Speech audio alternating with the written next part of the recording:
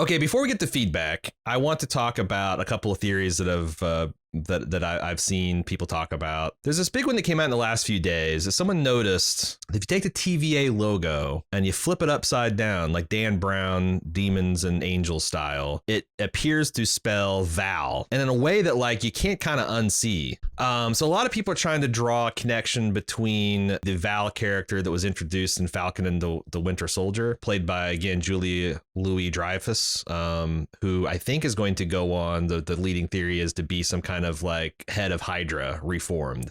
So she's staged to be a big villain in her own right in a Marvel universe, and people are like, oh, what if Val is behind the TVA? I'm going to respectfully say that seems like it's above her pay grade. Like, I don't think the Julie Louis-Dreyfus character is going to be the manipulating time and space on like that kind of like cosmic universal way. I really don't.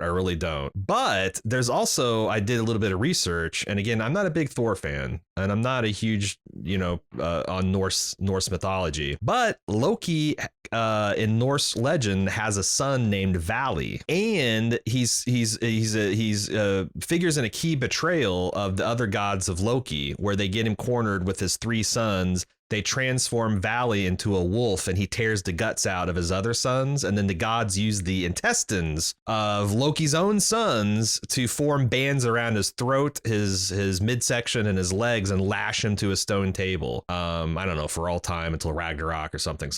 So that's interesting. And then I did a little bit more research, and I found out that canonically in the Marvel universe, that Loki does have a son, a half Asgardian / ice giant / human. That is also called Valley. He also has an alter ego called Agamon, who establishes this institute called the Pantheon, which is an interventionalist think tank dedicating to improving the human condition by ending war, famine, and disease. That's the cover story. Of course, he's actually villainous. He ends up betraying all the ideals and dragging in the Marvel universe into war and all that kind of stuff. That kind of sounds like... You mispronounced Amazon, by the way. Well, if you take Loki and Sylvie and you put them together in that font, you turn it upside down, it spells Bezos. Okay. But like, I think there's an interesting there is a little interesting parallel there. Like, if you shorten that to Val, and like if you look at the cover story of this Agamon character and what he's trying to do versus what the TVA, like a lot of times when they've translated characters from the comic books to the Marvel Cinematic Universe, they take some liberties on which version of the character and they sometimes mix and match qualities from different versions and whatnot. If I squint, I can see that. And that seems like a good reveal that would build on to things that might be important to like Guardians of the Galaxy and like further lore, Thor lore. And to be but also a villain that's like pretty big, but also tied more to these characters. So it doesn't necessarily have to be like the literally next big thing. I don't know. I'm interested to see, because I haven't seen anybody make that connection when I was researching this on Reddit and the internet. So I'm curious to see, because I don't know. I just don't buy the Julie Louis-Dreyfus connection. It seems too small. That character seems too small potatoes. But then again, Red Skull ended up being the fucking master of the Soul Stone floating in the Soul Sphere. So who the hell knows? Maybe that guy started off as the head of Hydra, and he ends up, being a pivotal cosmic figure. So maybe they're going to that well again.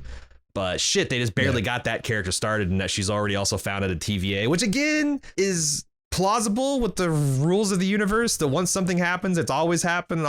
So like, I don't know, but I thought that was my little take on the TVA flip it upside down equals Val theory. So we've never seen, like, if Loki has a son, we've never seen it mentioned, I don't think, in the MCU canon. So this scene after the credits kind of kicks the door open, right? Because we have an unlimited, potentially, number of Lokis and their variations and their offspring, perhaps, that could be reintroduced into the sacred timeline. Well, so that's a part two of this. Is Agamon character, he recruits into the Pantheon his own children, which he's fathered surreptitiously throughout all different like civilizations and like species and whatnot.